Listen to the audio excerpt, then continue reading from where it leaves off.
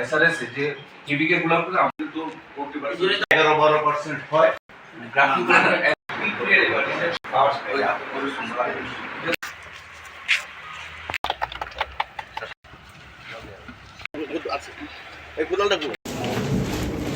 Horticulture, এটা agriculture না, হর্টিকালচারের বিষয় নিয়ে রাজ্যের যেমন পাম অয়েল আছে, আলু আছে, আনারস, কাঁঠাল, কমলা, এবার আবার নতুন করে করছি অ্যাভোকাডো, কমলম, আম, ফুল, আদা, গোলমরিচ, সবজি, তরমুজ, বিভিন্ন আমরা পুকুরও করাই, তো কৃষি যন্ত্রপাতি, আরও বিভিন্ন রকম সুপারি, নারকেল, এই যে জিনিসগুলি আমাদের রাজ্যের ভবিষ্যৎ রয়েছে এবং কেন্দ্রীয় সরকারও মনে করে ত্রিপুরা বিরাট স্কোপ রয়েছে হর্টিকালচারে। আমরা সেই জন্য হর্টিকালচারের উপরে বেশি গুরুত্ব দিচ্ছি এবং কৃষকরা যাতে, মূল কথা কৃষকরা যাতে তাদের আয় দ্বিগুণিত হয়ে গেছে, আরও বেশি যেন হয়, সেজন্য রাজ্য সরকার সবসময় চেষ্টা করছে। আজকে হর্টিকালচারের একটা রিভিউ মিটিং, অর্থাৎ আমরা যে টাকা দিলাম বাজেটের টাকা তো দিয়ে দিল, বাজেটে একটা দপ্তর চালাতে গেলে যা আমরা বিধানসভায় বাজেট পাস করে দিয়ে সরকার বাজেট প্লেস করে দলমত নির্বিশেষে সবাই মিলে বাজেটকে সমর্থন করে এবং দেখা যাচ্ছে যে টোটাল হর্টিকালচারের জন্য এক বছরে বেতন ছাড়া আমরা কৃষকদের হাতে পড়াতে পারে 130 কোটি টাকার বাজেট এবং 130 কোটি তুলনামূলক কম, কিন্তু যদিও এর পাশে আরও কিছু সেন্ট্রাল স্কিম আমরা মাঝে মধ্যে পাই, তো যাতে হর্টিকালচারে আমরা স্বয়ম্বর হতে পারি, এটা আমাদের মূল উদ্দেশ্য। এবং বেশ কিছু যেমন আলু নতুন সিস্টেম এবং টিপিএস সিস্টেমটা যে ভূভারতে কোথাও নেই, আমাদের টিপিএস আমাদের নিজস্ব ত্রিপুরা, এই সিস্টেমে আলু প্রোডাকশান যেটা হতো চারার মাধ্যমে, সেটা কিন্তু ভূভারতে কোথাও নেই, ত্রিপুরাতে, এবং সেটা আমরা ইন্টারন্যাশনাল গবেষণা কেন্দ্র থেকে আমরা নিয়েছি। এবার ওরাই আবার একটা নতুন সিস্টেম এআরসি, এই সিস্টেমে করলে দেখা গেল গতবার শুরু হয়েছে, আমরা বীজ দিয়ে শুরু করেছি, এখানে রিসার্চ করেছিল এবং দেখা গেল টিপিএসের ক্ষেত্রে যদি দেখা যায় যে প্রোডাকশন যদি পার হেক্টরে যদি মানে যে প্রোডাকশন হয়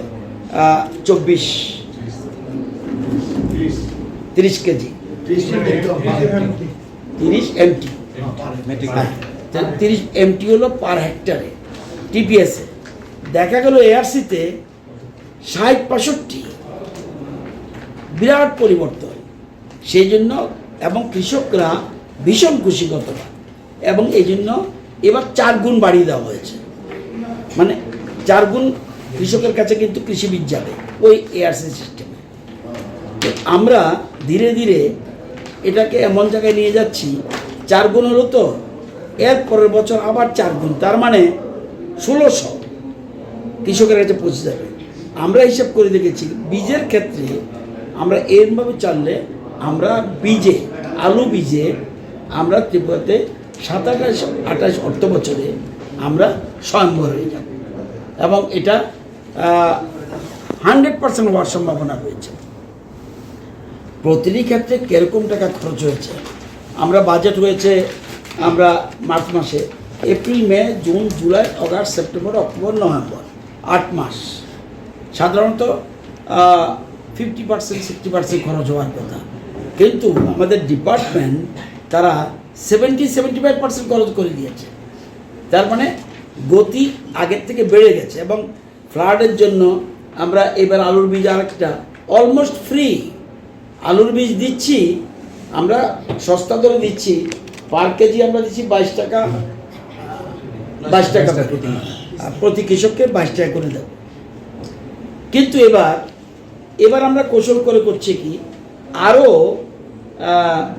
তাদের থেকে 22 টাকা আমরা এতে আরও কৃষকদের অন্যান্য উপকরণ দিচ্ছি, 3000 টাকা এক্সট্রা।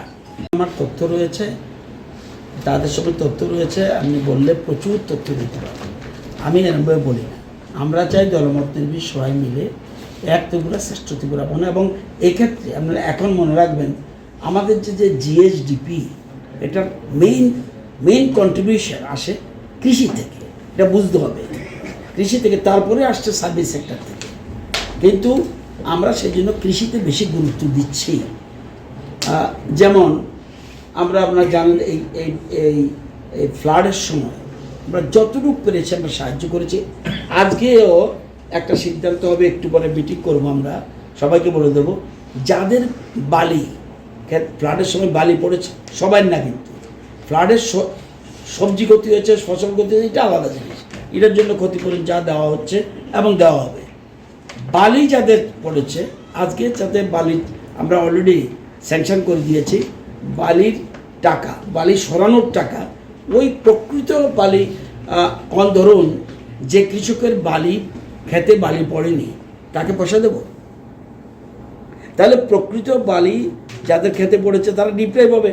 সেই জন্য আজকে আমাদের সংখ্যাটা কত সেখানে বসে আমরা নোট করছি, সেখানে প্রত্যেকের অ্যামাউন্ট বোধহয় 4,000 টাকা না 3,000 অ্যামাউন্ট স্যার, এটা এরিয়ার উপর নির্ভর হেক্টর অনুযায়ী আমরা 18,000, সবচেয়ে কম একজন কৃষক 2200 টাকা পায়।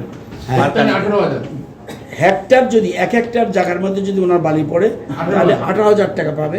একদম সবচেয়ে কম ক্ষতিগ্রস্ত হয়েছে উনি 2200 টাকার কম কেউ পাবে না। তো এটা এই সময়ে ওনার এটা ভীষণ প্রয়োজন। এই জন্য অলরেডি আজকে ভার্চুয়াল মিটিং করে